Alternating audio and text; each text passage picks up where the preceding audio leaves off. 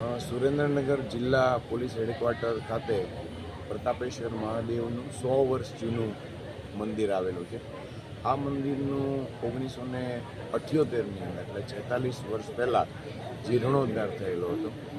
આજે ફરી વખત તમામ સુરેન્દ્રનગર જિલ્લાના પોલીસ પરિવાર દ્વારા આ મંદિરનો જીર્ણોદ્ધાર કરવામાં આવેલો છે અને આજે પુનઃ પ્રાણ પ્રતિષ્ઠા મહોત્સવ છે એનો ખૂબ જ ભક્તિભાવપૂર્વક ઉજવણી કરવામાં આવેલી છે અને 100 વર્ષ જૂના જે મંદિરો જૂજ છે એ પૈકીનું આજે મંદિર છે. એટલે પોલીસ પરિવાર દ્વારા ખૂબ જ ભક્તિભાવથી આ પૂર્ણ પ્રાણ પ્રતિષ્ઠા મહોત્સવ છે એનું આયોજન કરવામાં આવેલું છે. કયા કયા દેવી દેવતાઓને બિરાજમાન કરવામાં આવે છે?